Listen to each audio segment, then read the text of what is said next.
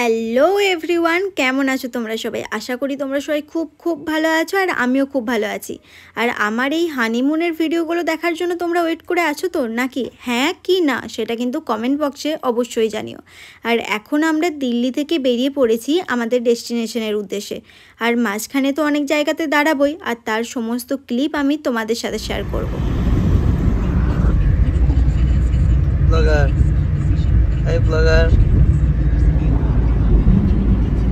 আজকে আমি তোমাদের সাথে আমার একটা ফুড ব্লগিংয়ের ভিডিও শেয়ার করতে চলেছি। তোমরা আমার এই ভিডিওগুলোর জন্য তো ওয়েট করেই আছো, আমি শিওর, কারণ ফুড ব্লগিং দেখতে তো তোমরা খুব ভালোবাসো। আর যেখানে বাইরে গেছি সেখানকার খাওয়া দাওয়া নিয়ে তো তোমাদেরকে আমাকে জানাতেই হবে।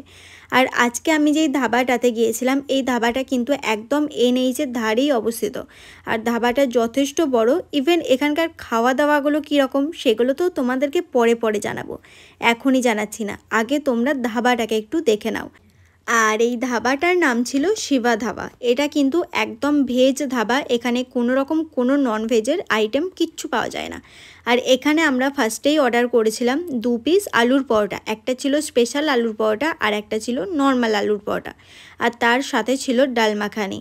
এগুলো দুটো মিলিয়ে আমাদের প্রাইস হয়ে গিয়েছিল 890 টাকার মতো। হ্যাঁ, প্রাইসটা একটু হাই লাগছে ঠিকই, কিন্তু এখানকার যে পরোটাগুলো দিয়েছিল সেগুলো কিন্তু অনেকটাই বড় বড় ছিল। তবে টেস্টের দিকে যদি বলতে যাই তাহলে তো আমার একদমই ভালো লাগেনি।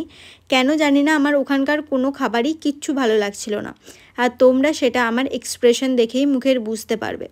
তবে হ্যাঁ, একটা কথা তোমাদেরকে বলে রাখি, বাইরে যদি তোমরা যাও অবশ্যই বাড়ি থেকে কিন্তু কিছু খাবার ক্যারি করো, কারণ আমরা বাঙালি, আমাদের তো ওই বাইরের খাবার একদমই পোষাবে না। তো মোদ্দা কথা যেটা, সেটা হচ্ছে এই ধাবার কিন্তু খাওয়া দাওয়া আমার একদমই ভালো লাগেনি। যদিও এখানে প্রচুর মানুষের ভিড়, প্রচুর মানুষ খাচ্ছে, আমার পার্সোনালি ভালো লাগেনি। তবে চায়ের টেস্টটা কিন্তু ছিল দুর্দান্ত। আর এই যে চায়ের কোয়ান্টিটি দেখছো, এইটুকু চায়ের দাম ছিল 30 টাকা। কস্টলি মনে হচ্ছে, তাই না? তো চলো, এছাড়াও কিন্তু আরও অনেক পার্টে তোমাদের সাথে আমি ভিডিও শেয়ার করব। এরপরে আমরা এখান থেকে যাব দ্য গ্রেট কালির যে ধাবা আছে সেখানে। আশা করি আমরা প্রত্যেকেই কিন্তু দ্য গ্রেট কালীকে চিনি। তবে হ্যাঁ, তার আরেকটা নাম হচ্ছে দলীপ সিং। যদিও সেই নামে আমরা তাকে চিনি না, দ্য গ্রেট কালী নামেই কিন্তু তিনি বেশি পরিচিতি পেয়েছেন।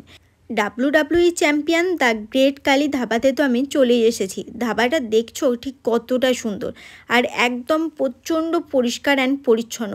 ভেতরে ঢুকলে তো বুঝতে পারবে যে ধাবাটা আরও কতটা সুন্দর।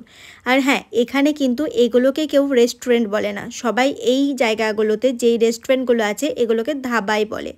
আর এই ধাবাটার ভেতরটাও দেখছো ঠিক কতটা সুন্দর। যদিও আমাদের ইচ্ছা ছিল যে ওনার সাথে একবার দেখা করব, তবে উনি কিন্তু এই রেস্টুরেন্টে বা ধাবাতে থেকেই থাকে। তবে সেদিনকে যেহেতু ছিল না, তাই আমরা দেখা করতেও পারিনি। তবে হ্যাঁ, দ্য গ্রেট কালী কিন্তু নর্মালি কারোর সাথে দেখা করে না, দেখা করার জন্য একটা চার্জ বলে, যেই চার্জটা পে করে তবেই তোমরা তার সাথে ছবি তুলতে পারবে, ভিডিও করতে পারবে বা দেখা করতে পারবে। এখানে তো বড় বড় লোকেদের বড় বড় ব্যাপার, তাই এখানে আজিওর একটা অ্যাড দেওয়া ছিল। তো চলো, আমাদের তো দ্য গ্রেট কালীকে দেখা হলো না, তবে আমরা আবার আমাদের উদ্দেশ্যে রওনা দিলাম। খুব শীঘ্রই দেখা হচ্ছে তোমাদের সাথে নেক্সট ভিডিওতে। তো চলো, বাই বাই।